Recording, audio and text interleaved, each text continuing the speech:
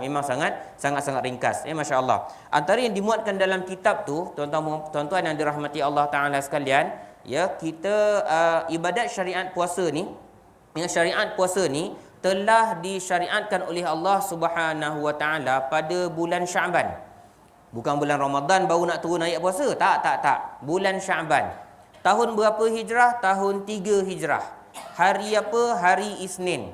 Tarikh dia berapa hari bulan? 3 hari bulan. Kalau saya susun balik, hari Isnin, 3 hari bulan Syaban, tahun kedua hijrah. Kita sedia maklum, Nabi SAW stay dekat kota Madinah berapa tahun? 10 tahun saja. Daripada 53 tahun tambah 10 jadi 63. Dan 63 Rasulullah dijemput kembali oleh Allah Subhanahu Wa Taala. Jadi Nabi SAW dia disyariatkan, dia baginda dan para sahabat disyariatkan untuk berpuasa bermula daripada tahun yang kedua. Baik, persoalan pertama sebagai muhasabah. Banyak tuan-tuan kalau nak muhasabah ni satu persatu, tapi kita ambil mana yang sempat sajalah. Yang masanya pun sampai 1:20 lebih kurang pada hari ini. Baik. Pertama-tama antara soalan yang sangat famous dibandingkan kita dengan sirah Nabi SAW, Nabi berpuasa katalah kalau kita boleh kira balik daripada 10 tahun hijrah, start daripada Rasulullah duduk dekat kota Madinah, tahun kedua baru disyariatkan puasa. So berapa tahun agak-agak Nabi puasa? 9 lah lebih kurang, betul? Lebih kurang 9 tahun. Dekat sini, dalam kalangan kita pada hari ni, berapa ramai bahkan adik-adik kita yang belas-belas tahun ni, silap-silap dia puasa lagi banyak daripada Nabi. Saya cakap lah, kalau saya ni, contoh saya umur 38. Saya start balik berapa umur agak-agak? Berapa umur? Umur balik saya 13, lambik sikit. Biasalah kan, badan kocik ni memang lambik sikit balik Konon-konon macam tu lah, lebih kurang. 38 tolak 13, berapa tuan-tuan? 25 tahun. Lebih kurang 25 tahun saya telah berpuasa dalam keadaan saya sudah baligh. Puasa telah diwajibkan ke atas diri saya dalam keadaan yang tidak gila, saya sihat, saya kekal dalam agama Islam. Masya-Allah tabarakallah. Jadi 25 tahun puasa. Itu kalau saya umur 38 tahun. Kalau tuan-tuan umur 70, kalau tuan-tuan umur 60, dekat-dekat 80, yang 50 tahun, berapa tahun tuan-tuan berpuasa? Confirm sudah bahawa kita berpuasa jauh lebih banyak berbanding dengan Nabi SAW. Masya-Allah tabarakallah. Akan tetapi kalau kita bandingkan kita dengan Nabi, bandingkan kita dengan sahabat, bandingkan kita dengan Nabi, bandingkan kita dengan para sahabah ridwanullahu alaihim jami'an. Tadi saya baru saja sebut satu fakta sejarah. Nabi dapat ayat Quran syariat puasa bulan Syaban, bukan bulan Rejab, bulan Syaban. Syaban tu dapat arahan suruh puasa, ya ayyuhallazina amanu. Apa ayat dia? Tuan-tuan pun hafal. Kutiba alaikumu as-siyam. Betul? Bacalah sampai habis ayat 183 surah Al-Baqarah. Nabi dan para sahabat diberi masa kurang daripada sebulan untuk prepare. Kurang daripada sebulan untuk prepare berkenaan dengan Ramadan yang akan bermula pada tahun kedua hijrah. Kita ni cuba cek balik muhasabah diri kita ni lah. Muhasabah diri kita ni, dengan sekian banyak tahun yang kita berpuasa, adakah kita rasa sudah cukup lali dengan ibadah puasa sampai kita rasa kita tak payah nak prepare? Sampai kita tak payah nak prepare, tak payah nak buat persediaan. Masya-Allah tabarakallah. Saya nak petik, kalau ikutkan saya ni petik sikit lah kot. Kalau apa yang saya cakap ni sebenarnya sama macam khutbah yang akan saya baca kejap lagi, insya-Allah taala. Tapi bukan nak kata apalah, saya prepare awal daripada awal juga. Sebelum saya baca khutbah saya dah prepare dah ayat ini. Tuan-tuan, kita ni bila masuk bulan Rejab, masya-Allah, kita amalkan doa tabi'in. Perasan tak? Kita amalkan doa tabi'in. Alah, doa yang orang heboh tu lah, geng-geng yang kata, oh ini bukan hadis, tak payah baca doa tu, tak payah baca doa tu. No. Ini doa orang soleh dan kita telah amalkan dan alhamdulillah. Apa doa orang soleh tuan-tuan? Allahumma barik lana fi Rejab. Perasan tak? Barik lana fi Rejab wa Sya'ban wa ballighna Ramadan. Betul? Habis bulan Rejab, bye-bye bulan Rejab. Tak boleh nak balik dah. Tak boleh dah. Rejab 1444 dah kira bye-bye. Walaupun pahalanya tak sebanyak bulan Ramadan, tapi saya cakap terus terang. Kalau saya dan tuan-tuan ni ada yang tertinggal banyak, terleka banyak pada bulan Rejab, Mak cakaplah, doa je lah panjang umur, dapat Rejab tahun depan pula. Lepas tu masuk bulan Syaban. Allahumma barik lana fi Syaban wa ballighna Ramadan. Kan? Syaban pun dah bye-bye. Sekali lagi sama juga macam Rejab, saya tak nak ulang lah ayat tadi tu. Sekarang dah masuk bulan Rejab, tuan-tuan. Tuan-tuan perasan tak Allah Taala makbulkan doa kita? Allah Ta'ala panjangkan umur kita. Start bulan Rejab tu, 2 bulan Allah Ta'ala panjangkan umur. Janganlah tuan-tuan kata, alah 2 bulan bukan 10 tahun. Jangan pandang macam tu. Satu saat pun kalau Allah Ta'ala bagi, dah kira untung lah. Dah kira untung. Maka sekarang dah sampai pada bulan Ramadan Al-Mubarak. Kita dah tukar doa. Kita dah tukar doa. Tak ada nak barik lana lagi dah tuan-tuan. Tak ada dah. Kan? Kita kata apa tuan-tuan? Allahumma qad ballaghana haza Ramadan. Ya Allah, engkau dah sampaikan aku pada bulan Ramadan. Doa tabi'in tu panjang lagi. Saya dah maaf tuan-tuan, saya lupa nama tabi'in. Tapi memang tabi'in. Bukan sahabat, bukan Nabi yang baca doa ni. Ya, apa yang tabi'in diminta? Ulama besar diminta apa? A'inna alaihi fihi. Ya Allah, tolonglah api pula dah. Tolonglah kami, supportlah kami, kuatkanlah kami, backuplah kami, bagilah kami kekuatan, bagilah kami kemampuan. Untuk apa tuan-tuan? A'inna alaihi fihi, untuk bulan Ramadan tahun ini, hadiah tahun ni, minal qiyam. Mintalah ya Allah kekuatan untuk kami mendirikan qiyamul lail. Lepas ni sekarang ada syarah qiyamul lail dalam khutbah kejap lagi. Saya bagi tahu awal lah tuan-tuan ya, bagi spoiler. Spoiler untuk khutbah, bukan spoiler untuk movie dah. Spoiler untuk khutbah. Apa dia? Qiyam ialah semayang tarawih. Qiyam ialah semayang tarawih. Ya, lepas tu a'inna alaihi fihi minal qiyam wasiyam, puasa. Sekarang waktu siang kita berpuasa. Lepas tu apa lagi? Allahumma salli ala Muhammad wa ghaddil basari, menundukkan pandangan. Berapa banyak mata sudah terlajak? Baru masuk hari kedua, berapa banyak mata sudah terlajak? Adakah kita telah menjaga mata? Tu saya kata tu, bawa topik muhasabah awal-awal, jangan tunggu Ramadan baru nak bincang. Ya, tunggu Ramadan baru nak bincang, tak dapat dah bye-bye dah. Ya, kok mujurlah kalau hidup lagi pada tahun akan datang. Masya-Allah tabarakallah. Okey, ghaddil basar wa hifzil lisan. Jaga mulut. Orang yang ada iman dia, walaupun iman dia nipis, orang yang ada iman, ada kesedaran, walaupun iman dia nipis, walaupun iman dia, apa istilah dia tu? Kulit bawang, macam itulah lebih kurang. Kulit bawang. Ya, kulit bawang tu, kalau betul iman dia tu berharga, walaupun nipis. Kalau iman dia betul-betul berharga dan walaupun dia nipis, iman tersebut, dia ni kongkang, huha, golak. Kalau dia datang kenduri tu memang dia lah yang paling haruk sekali. Sampai bulan Ramadan slow. Cantik ke tu? Sungguh cakap, bukan jadi bisu. Tak, bukan. Sampai aja Ramadan dia slow. Tak naklah aku nak bising-bising lagi dah, Ramadan dah. Cantik. Tuan-tuan, dah cukup indah dah tu. Ya, nampak sangat dah orang itu sudah dapat menjaga lidahnya pada bulan Ramadan Al-Mubarak. Ya, masya-Allah tabarakallah. Dan saya kongsikan dengan tuan-tuan perempuan, ya, saya kongsikan perempuan lagi, minta maaf terlajak selalu kan. Kelas kita biasa ramai orang perempuan, minta maaf. Saya kongsikan dengan tuan-tuan satu lagi part doa. Saya tambah sendiri tapi saya ambil daripada share saya jugalah, ustaz-ustaz saya juga. Wal infaqi wa tilawatil Quran. Ya. Tolonglah kami ya Allah, bagilah kami kemampuan ya Allah, bagilah kami support ya Allah untuk kami maintainkan dua amalan ni. Apa amalan ni tuan-tuan? Apa nama tu? Al-infaq. Ya, bersedekah. Ya, bersedekah. Yang ni saya ingat saya tak nak huraikan panjang-panjang lah. Dan yang kedua yang sangat popular lah, saya yakin masjid ni pun memakmurkan dengan dalam kalangan jemaah-jemaah masjid ni ramai juga yang buat, iaitu membaca Al-Quran. Paling kurang tuan-tuan, paling kurang baca Quran sendiri.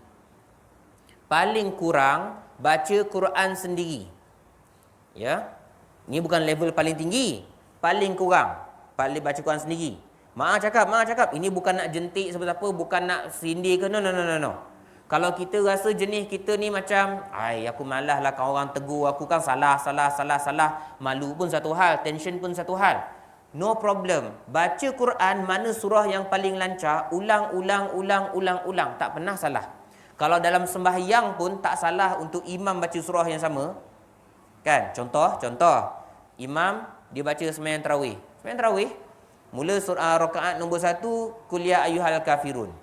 Nombor 2 kan Qul huwallahu ahad. Contoh. Naikkan sembahyang yang seterusnya, Qul ya kafirun balik. Dah itu yang dia paling ingat, jangan risau. Kalau itulah yang paling memberikan dia kesedaran, keinsafan dan confirm pahala dia, dia yakin dengan bacaan dia bermutu untuk surah tersebut, adalah lebih baik diulang surah yang sama. Masya-Allah tabarakallah. Jadi kita buat ke tidak? Semua fakta-fakta yang saya bagikan pada setakat ini semua adalah niat untuk muhasabah, tuan-tuan. Ya, dengan segala amalan-amalan tadi, okey, last lah kot. Ada berapa minit lagi ni? Oh, panjang lagi, bukan banyak minit lagi. Ada lebih kurang 10 minit lebih sikitlah insya-Allah taala. Baik. Cuba kita buat muhasabah pula, bandingkan kita ni walaupun kita masih berada di awal bulan Ramadan, bandingkan dengan tahun lepas, tuan-tuan. Ya, bandingkan dengan tahun lepas. Ya, saya nak pergi kepada topik yang paling best, tapi saya rasalah ni pendapat peribadi saya. Tak ramai orang yang nak cakap pada awal Ramadan. Biasanya ramai orang nak cakap bila dah masuk tengah-tengah Ramadan. Dan pada pandangan saya, ikut daripada ustaz-ustaz, syekh-syekh saya, dia kata apa? Itu sudah dikira lambat. Sudah dikira sangat lambat, iaitu topik Lailatul Qadar. Topik Lailatul Qadar. Ya subhanallah, masya-Allah, tabarakallah. Adakah Lailatul Qadar saya pun mengharapkan pahala tersebut, 83 tahun 4 bulan, tuan-tuan pun mengharapkan pahala tersebut, seluruh umat Islam mengharapkan pahala tersebut, adalah silap besar berdasarkan pandangan ulama-ulama tasawuf, pandangan ulama-ulama yang mengajar dalam bab akhlak, menjaga dalam bab tata tertib kita beribadat, adalah kesalahan yang sangat besar. Orang Indon kata fatal. Ya, boleh membawa maut. Ya, kalau kita dah tunggu 20 hari bulan Ramadan baru nak prepare untuk Lailatul Qadar, silap besar. Prepare sekarang boleh dikira terlambat juga, tapi kira okeylah daripada tunggu tengah bulan. Maka pada hari ini, boleh tak kita maintainkan amalan kita pada hari ini? Apa yang kita buat pada hari ini? Qiyamul Lail, masya-Allah tabarakallah. Apa yang kita buat pada hari ini? Sedekah, masya-Allah tabarakallah. Apa amalan kita buat pada hari ini? Mengaji Quran, masya-Allah tabarakallah. Ya, iktikaf dan sebagainya, boleh tak kita maintainkan sampai ke 10 malam yang terakhir? Kalau boleh maintain, alhamdulillah. Sorry, saya ni melompat-lompat topik, kejap sana kejap sini, saya minta maaf. Balik semula kepada tahun lepas, cerita tahun lepas. Ini muhasabah saja, jangan angkat tangan lah. Ya, jangan angkat tangan. Ya, muhasabah saja untuk insaf diri sendiri. Ya, bandingkan, let's say kita tak payahlah bandingkan seluruh bulan, tuan-tuan. Ya, tak payah banding seluruh bulan. Kita bandingkan 10 malam yang last dulu dengan 10 malam yang akan datang ni, insya-Allah. Mungkin dalam kalangan kita pada tahun lepas 10 malam yang terakhir dia tak sihat. Standard orang bila tak sihat, standard amalan dia berkurang. Tak ustaz, saya sakit kaki pun saya semayang atas kerusi. Saya datang juga jemaah ustaz. Datang juga jemaah semayang atas kerusi ustaz. Ya. Tahniah tuan-tuan. Tahniah semayang atas kerusi pun sah juga. Tapi maaf saya cakap pahala sudah potong 2. Maaf saya cakap pahala sudah potong 2. Saya bukan nak paksa semua orang berdiri hari ni. No, bukan nak cakap macam tu. Nabi cakap, saya bukan nak bawa berita buruk. No. Pahala sudah potong 2. Jadi untuk orang yang mungkin, contoh, tahun lepas dia mungkin accident, kan? Mungkin dia kaki dia bau bedah, kan? Betul? So mungkin dia semayang atas lantai atau semayang atas kerusi, ataupun dia demam, kan? Adakah kita nak ulang balik keadaan tersebut? Dah tentu tak nak. Betul? Dah tentu tak nak.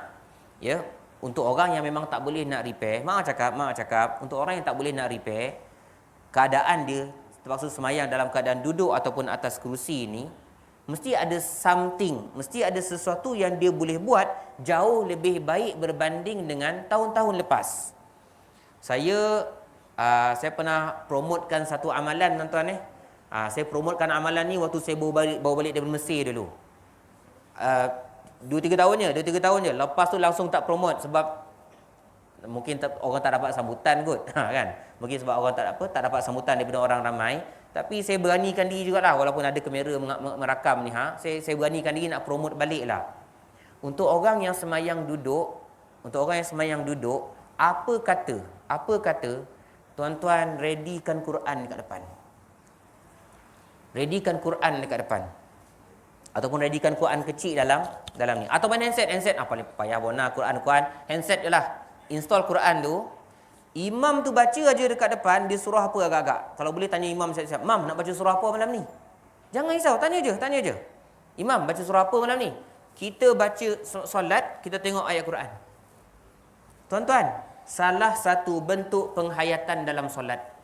Saya tahu, ada ramai orang kata, saya biasa jumpa tuan-tuan, orang kata, "Ustaz, kita nak solat, nak menumpukan pada solat." Saya jawab balik, "Tuan, kita solat nak menumpukan apa saja dalam solat. Kita nak menumpukan apa saja dalam solat. Imam tu baca Fatihah, kita fahamkan Fatihah, kita fahamkan dia punya makna. Imam tu baca Quran, kita tengok ayat Quran. Oh, imam tu baca macam ni. Oh, wakaf kat sini baru tahu. Sungguh. Tapi bila dah rukuk tu jangan tengok Quran lagi. Kan, dah rukuk tu faham lah, dah rukuk lah. Dah rukuk macam biasa, baca macam biasa, sujud macam biasa dan seterusnya. Ya, masya-Allah. Itu salah satu cara lah. Salah satu cara yang saya tengok banyak berlaku dekat negara Mesir. Orang yang berdiri tak buat yang tu, tuan-tuan. Orang yang berdiri ni dia akan bawa Quran yang kecil-kecil tu, halus tu, nipis-nipis tu kan. Hari ni imam akan baca juzuk 8. Juzuk 8 lah. Dia tak akan bawa handset, dia tak akan bawa Quran tebal tu.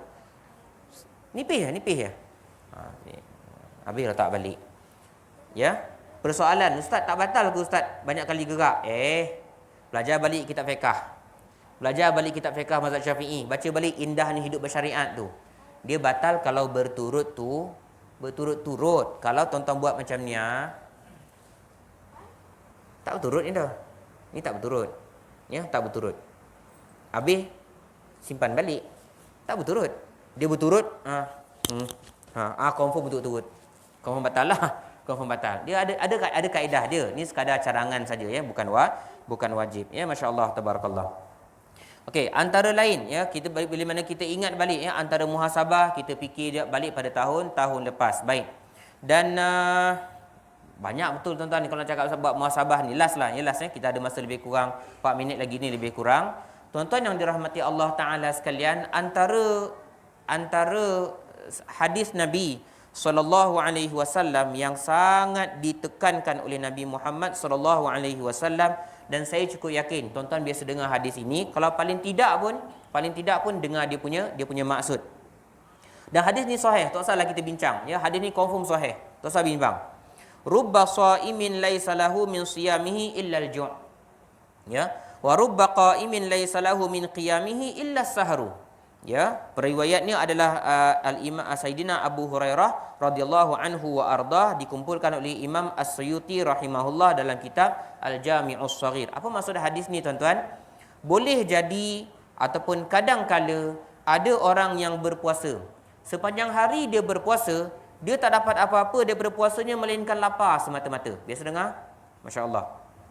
Wa rubba qa'imin, dan berapa ramai kadang-kala berlaku juga sekali-sekala orang-orang yang solat malam. Orang yang solat malam, qiyamul lail lah ni, bahasa mudah aja, qiyamul lail, rajin mendirikan solat. Laisa lahu min qiyamihi illa sahru. Dia tak dapat apa-apa daripada solat malamnya itu melainkan semata-mata bersengkang mata. Oh, sampai waktu siang dia mengantuk. Sampai waktu siang dia pergi lambat pergi kerja, lambat hantar anak pergi sekolah. Sebab apa? Sebab malam qiyamul lail. Tapi tengok-tengok bila cek balik, sebab tak muhasabah, solat dia mungkin batal. Solat dia mungkin batal. Solat dia mungkin tak khusyuk. Kalau ikut mazhab Imam apa, bukan Imam Syafi'i, mazhab siapa nama tu? Tasawuf tu? Imam Ghazali. Kalau ikut mazhab Imam Ghazali, semayang tak sah, tuan-tuan. Semayang tak sah. Fiqh mungkin sah, diterima confirm tak. Sebab apa? Tidak khusyuk. Tu tak kira lagi semayang riak. Lagi siapa yang jadi imam lah. Saya siapa yang jadi imam kat depan ni, sedap warna tarik ni, jemaah ramai ni, memang sedap lah nak menarik ayat. Tarik, tengok riak. Riak pula dah. Riak agak-agak ada pahala ke? Pergi tak kembali lah, tuan-tuan, dia punya pahala tu. Memang bye-bye macam tu je lah. Memang flash dalam jamban je lah pahala tu. Ya, Masya Allah, Tabarakallah. Jadi itulah dia ya, sikit sebanyaklah apa yang kita sempat kongsikan pada tengah hari ini dalam bab muhasabah. Kita muhasabah apa tadi, kalau saya susun tadi, kalau kita ingat balik, bandingkan. Banyak benda ke kita boleh ambil sebagai muhasabah, tuan-tuan. Tak cakap pasal makan lagi ya. Tak cakap pasal makan lagi ni. Kita makan 5 lauk. 1 lauk, macam mana dalam lagu tu? Lauk tak cukup masin. Lauk tak cukup masin dah mengamuk dah. Lauk kopi tak cukup manis dah mengamuk dah.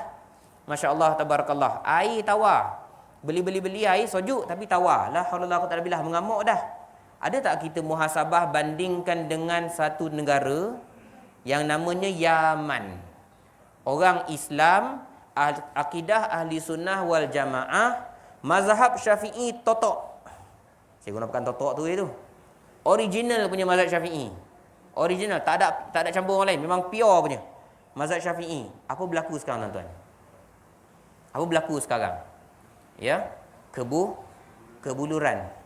Kita 5-6 lauk, satu tak sedap, kemain maki. Bukan main maki. Ya, Masya Allah, tabarakallah. Diorang dapat makan kotak pun dah kira bersyukur.